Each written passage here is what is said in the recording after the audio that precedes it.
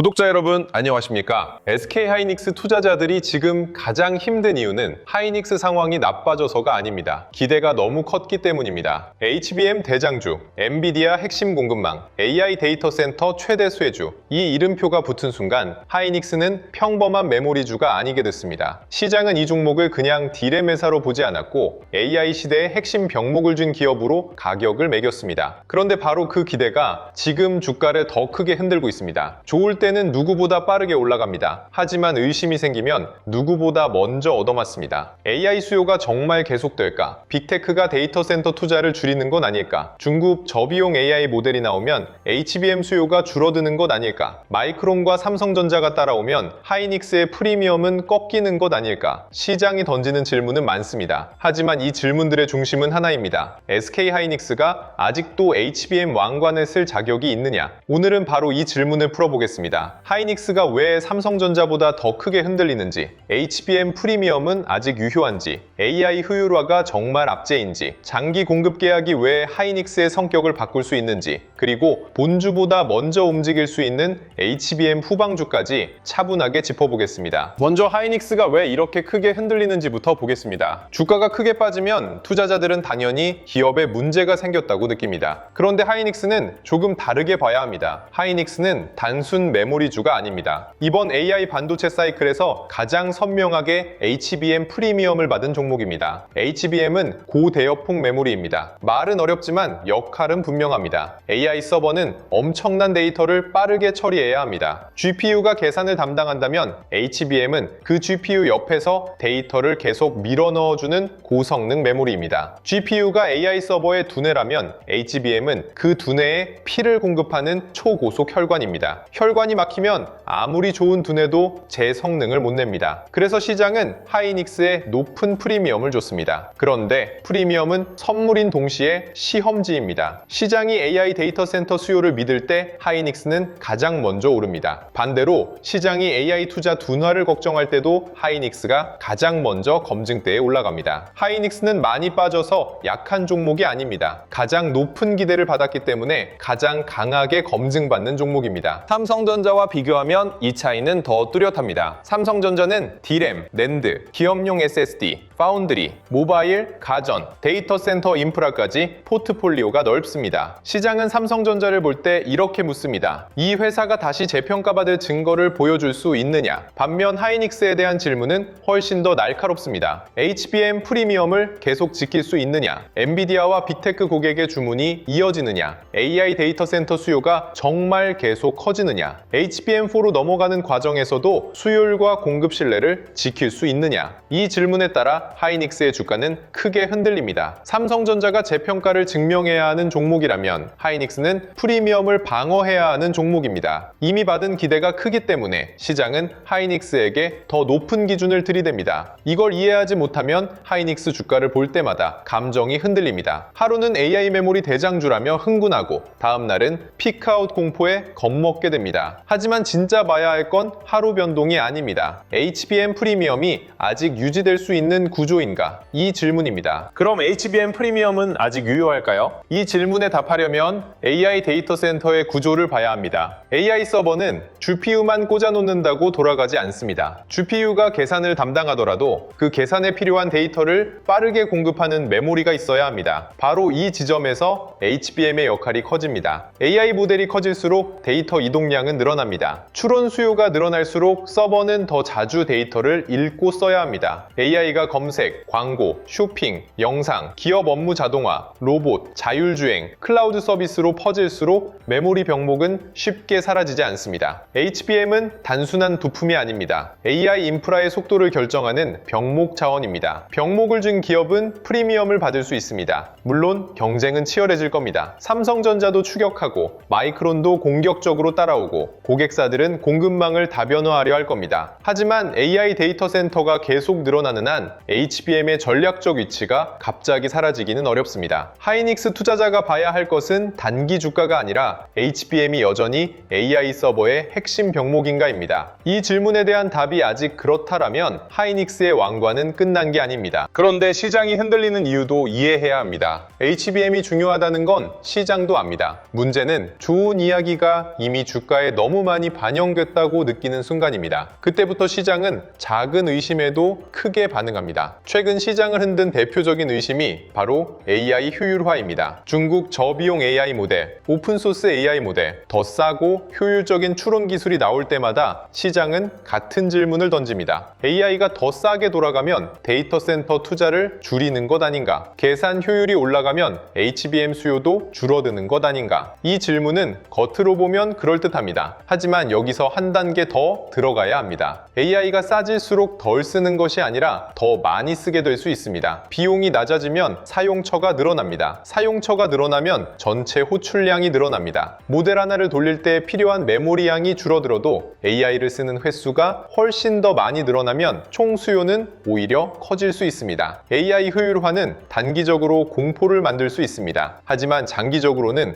AI 사용량 확대의 출발점이 될 수도 있습니다. 자동차 연비로 비유하면 더 쉽습니다. 자동차 연비가 좋아지면 한번 이동할 때 쓰는 기름은 줄어듭니다. 그런데 운전 비용이 낮아지면 사람들은 차를 더 자주 타고 더 멀리 이동할 수 있습니다. 그래서 전체 기발유 소비가 꼭 줄어든다고만 볼 수 없습니다. AI도 비슷합니다. 추론 비용이 낮아지면 기업들은 더 많은 AI 기능을 제품에 붙이게 됩니다. 고객 상담에도 AI를 넣고, 검색에도 AI를 넣고, 광고에도 AI를 넣고, 사내 업무 자동화와 데이터 분석, 로봇 제어와 생산 공정에도 AI를 넣습니다. 예전에는 비용 때문에 못 돌렸던 작업을 이제는 더 많이 돌릴 수 있게 되는 겁니다. 그러면 AI 호출량은 늘어납니다. 데이터는 더 많이 이동합니다. 서버는 더 많이 돌아갑니다. 메모리는 계속 필요해집니다. 그래서 저비용 AI 모델이 나왔다고 해서 무조건 하이닉스 악재라고 단정하면 안 됩니다. 단기 시장은 공포를 먼저 반영합니다. 하지만 장기 수요는 사용량 증가로 다시 반응할 수 있습니다. AI가 싸질수록 덜 쓰는 것이 아니라 더 많이 쓰게 됩니다. 이 문장을 꼭 기억하셔야 합니다. 이제 장기 공급 계약을 봐야 합니다. 하이닉스의 진짜 변화는 HBM을 잘 만든다는 데서 끝나지 않습니다. 매출 구조가 바뀌고 있다는 점이 중요합니다. 과거 메모리 사이클은 가격 변동성이 컸습니다. D램 가격이 오르면 실적이 좋아지고 공급이 늘거나 수요가 꺾이면 가격이 빠지면서 실적도 크게 흔들렸습니다. 그래서 시장은 메모리 기업의 높은 밸류에이션을 오래 주지 않았습니다. 돈을 잘 벌 때도 이렇게 의심했습니다. 이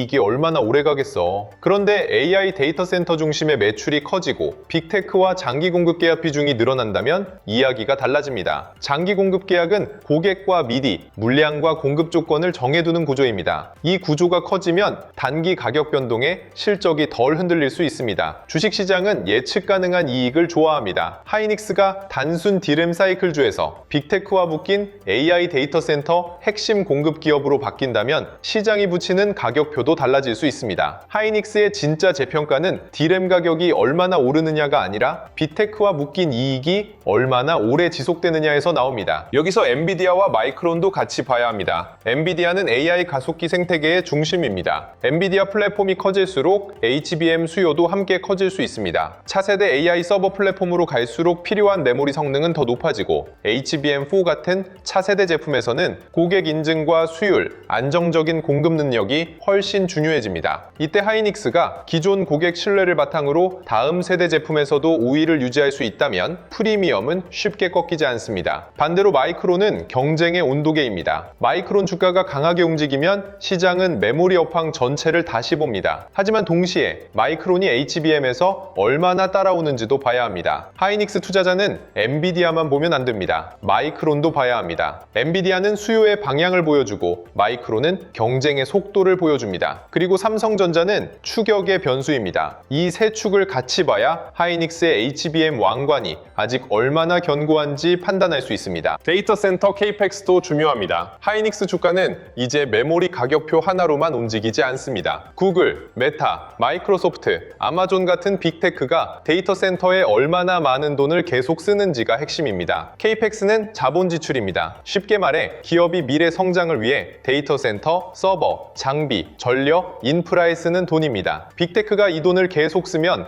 AI 서버가 늘어납니다. AI 서버가 늘면 GPU가 필요하고 HBM이 필요하고 서버용 D램과 SSD, 패키징, 기판, 전력 인프라까지 같이 필요해집니다. 그러니까 하이닉스 투자자는 단순히 D램 현물가만 볼 게 아닙니다. 빅테크 케이펙스를 봐야 합니다. AI 데이터 센터가 계속 지어지는지, 임대 데이터 센터 계약이 늘어나는지, 전력 인프라 투자까지 같이 확대되는지를 봐야 합니다. 하이닉스의 미래 이익은 메모리 가격만이 아니라 빅테크의 지갑과 연결되어 있습니다. 이게 예전 메모리 사이클과 다른 점입니다. 여기서 많은 투자자들이 놓치는 지점이 있습니다. 하이닉스 본주만 보고 있으면 대응이 늦을 수 있다는 점입니다. 하이닉스가 다시 AI 메모리 대장주로 움직인다면 돈은 본주 하나에서 끝나지 않습니다. HBM을 더 만들려면 장비가 필요합니다. 패키징이 필요합니다. 기판이 필요합니다. AI 데이터 센터가 늘어나면 전력 인프라와 냉각도 필요합니다. 그렇기 때문에 하이닉스 본주가 본격적으로 움직이기 전 후방 수혜주에서 먼저 거래 대금이 터지는 경우가 많습니다. 장비주가 먼저 버티고 기판주가 장중 저점을 높이고 전력 인프라가 지수보다 강하게 움직이는 장면이 나옵니다. 이게 돈의 예고편입니다. 하이닉스 본주보다 먼저 세력들이 자금을 집행하고 있는 HBM 핵심 패키징 및 전력 인프라 주도주의 실시간 수급 타점은 영상 후반부에 정확히 짚어드리겠습니다. 핵심은 하나입니다. 하이닉스가 오르는 날을 맞추는 것보다 하이닉스보다 먼저 돈이 들어가는 종목을 찾는 것이 더 빠를 수 있습니다. 그럼 보유자는 어떻게 해야 할까요? 여기서 물량을 한 번만 제대로 나눠보겠습니다. 하이닉스 보유자는 물량을 3개로 나눠야 합니다. 첫 번째는 장기 핵심 물량입니다. 이 물량은 하루 주가 변동으로 판단하면 안 됩니다. HBM 수요가 살아있는지, 빅테크 AI 데이터 센터 투자가 이어지는지, 장기 공급 계약이 확대되는지, 하이닉스의 고객 신뢰와 HBM4 수율 경쟁력이 유지되는지를 봐야 합니다. 이 논리가 살아있다면 장기 핵심 물량은 단기 변동성에 전부 흔들릴 필요가 없습니다. 두 번째는 단기 대응 물량입니다. 이 물량은 수급으로 판단해야 합니다. 하이닉스가 장 초반 강하게 올라도 장 후반에 밀리면 일부 관리가 필요합니다. 반대로 장중 흔들려도 저점을 지키고 외국인 매수가 이어지고 HBM 후방주가 같이 움직인다면 조금 더 볼 수 있습니다. 세 번째는 위험 물량입니다. 고점에서 따라상 물량, 신용으로 상 물량, 계획 없이 물타기한 물량입니다. 이 물량은 반등 때 계좌를 가볍게 만드는 데 써야 합니다. 하이닉스는 좋은 기업일 수 있습니다. 하지만 모든 물량이 좋은 물량은 아닙니다. 신규 매수자는 더 조심해야 합니다. 하이닉스는 움직일 때 정말 빠릅니다. 한번 반등이 나오면 지금 안 사면 놓치는 것 아닌가 라는 생각이 강하게 올라옵니다. 하지만 포모 매수는 가장 비싼 매수입니다. 하이닉스가 좋은 기업이라는 사실과 내가 지금 좋은 위치에서 사고 있다는 말은 다릅니다. 신규 매수자는 3가지를 확인해야 합니다. 하이닉스 본주와 ADR 흐름이 함께 안정되는지, 외국인 현물 매수가 이어지는지, HBM, 장비주와 패키징, 기판, 전력 인프라로 돈이 확산되는지, 이 3가지가 확인되기 전까지는 추격보다 확인입니다. 특히 실적 발표를 앞둔 구간에서는 기대감도 커지고 변동성도 커집니다. 좋은 뉴스가 나올 것 같다는 이유만으로 몰아사면 작은 실망에도 계좌가 크게 흔들릴 수 있습니다. 분할이 답입니다. 현금이 대응력입니다. 하이닉스는 대장주입니다. 하지만